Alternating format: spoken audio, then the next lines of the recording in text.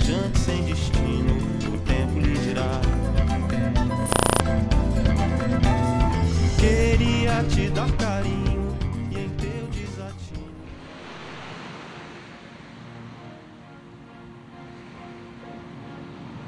Aqui na Praia do Flamengo tem uma linda vista para o Pão de Açúcar. Era dia 1º de janeiro e os portugueses acharam que estavam chegando na foz de um grande rio, daí o nome Rio de Janeiro.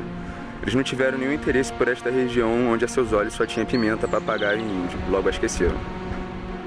Queriam ouro, só voltaram aqui em breves expedições. Foi em 1531 que Portugal começa a fundar o povoado de São Vicente mais ao sul, mas todos foram mortos pelos indígenas.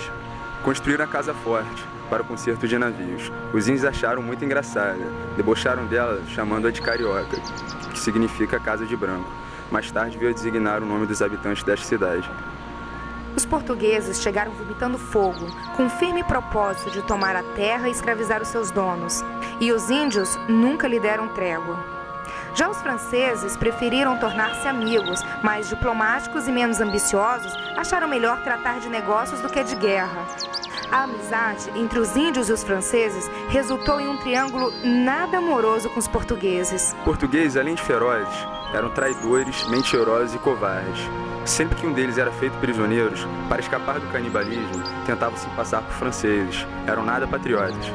Portugal demorou a reagir às invasões francesas. Só vieram a se interessar realmente pelo Rio em 1553, quando Tomé de Souza, o primeiro governador da Bahia, escreveu para o rei de Portugal, aconselhando a fazer um povoado aqui na Guanabara. Da Bahia, chegou Mendes Sá para ajudar o seu sobrinho Estácio de Sá.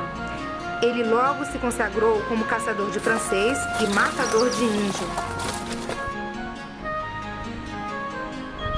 Em 1555, o francês Villegagnon chegou ao Rio, na ilha chamada pelos índios de Sergipe. Conforme previsto, os nativos não apresentaram resistência. Talvez tivéssemos sido menos explorados com os franceses nos colonizando, ou não. Porque o sistema europeu seria o mesmo, latifundiário e escravocrata. A verdade é que somos explorados até hoje, não interessa de que lado. O francês Villegagnon chegou ao ridículo.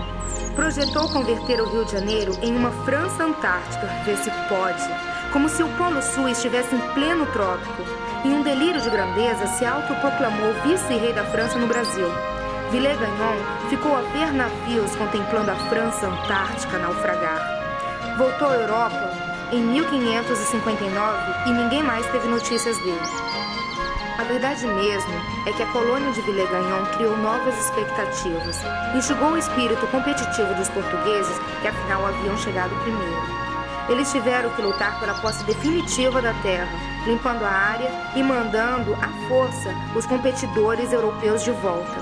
Essa briga de brancos iria se transformar num inferno para os verdadeiros donos da terra, os índios. Os portugueses começaram a atacar fortemente armados sob o comando de Mendes Sá, que veio ajudado da Bahia por um desertor francês. Mendes Sá tinha ordens de expulsar os franceses do Rio de Janeiro e criar os assentamentos de uma cidade. Parou de atacar a ilha de Villegagnon e despachou uma intimação a Bois-le-Comte. Queria que ele se rendesse sem luta. Alguns franceses que ainda restavam na ilha, com medo dos ataques, não esperaram a decisão de Bois-le-Comte. Fugiram para o continente, escondendo-se no Morro da Glória. O sobrinho de Villegagnon se renderia 2 dias depois, em 1560, fugindo para a França. Por causa da guerra com os franceses, aqui de baixo, em frente às franjas do Pão de Açúcar, que o português Estácio de Sá fez uma fortaleza e a chamou de cidade, que passou a ter data oficial de fundação em 1º de março de 1565, como se uma cidade precisasse de dia de inauguração. Uma cidade se faz aos poucos, com homens, mulheres, casas, comércio, atitude e paz.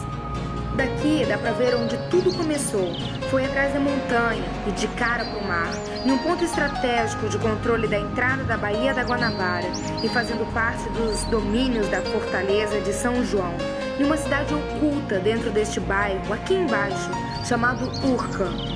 Lá está o marco da conquista dos portugueses, muito bem guardado por tropas da elite, e sombreados por 2 morros impressionantes.